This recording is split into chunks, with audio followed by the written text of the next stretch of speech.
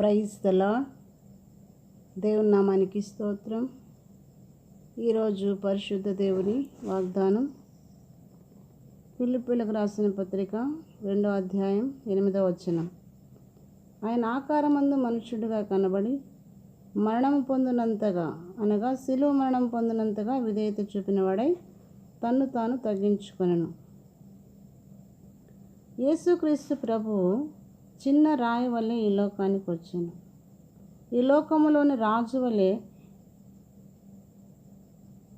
వైభవంతో ఆయన రాలేదు. ఆయన ఒక సామాన్య మానవునిగా ఈ లోకంలో జన్మించాడు. ఆయనలో పాపము లేదు. ఆయన శిష్యుల్లో ముఖ్యులైన వారు కూడా బెస్తవారు. ఈనాటికి కూడా ఆయన శిష్యులు చాలా కొద్దిమందే ఉన్నారు. ఆయనను వారి ద్వారానే ఆయన తన రాజ్యాన్ని నిర్మించాలని తలస్తున్నాడు. జ్ఞానవంతులు, సిరి సంపదలు గలవారు లోకంలో ఉన్నారు. అయినప్పటికీ వారి హృదయం అనేక భయాలతో నిండి ఉన్నది. దేవుని వాక్యమును అంగీకరించిన వారు సామాన్య ప్రజలే. అయినప్పటికీ వాళ్ళలో భయం అనేది ఉండదు.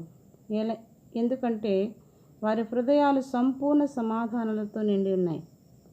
విశ్వాసముతో దేవుని రాజ్యాన్ని వారు చూడగలరు.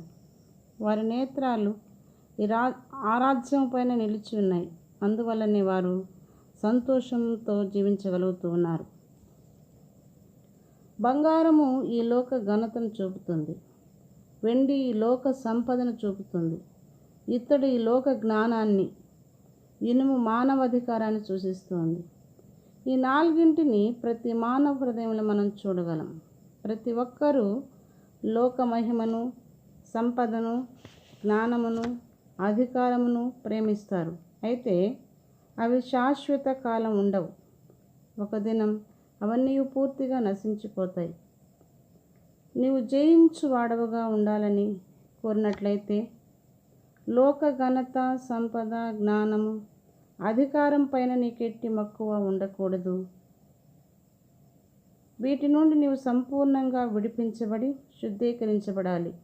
అప్పుడే ఇతరులు నీలో క్రీస్తును చూడగలరు.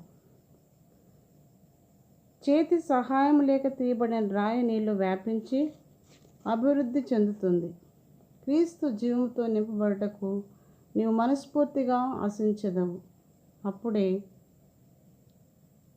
నీ కన్నులు నిత్యమైన వాటిపై నిలిచి ఉంటాయి. నిత్యమైన ఫలాల కొరకై నీవు ప్రయాసపడతావు.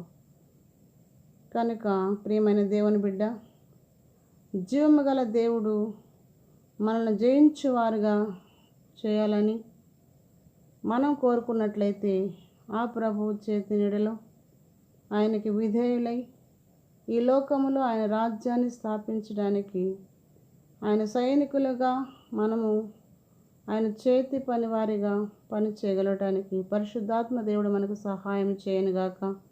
ఆమేన్.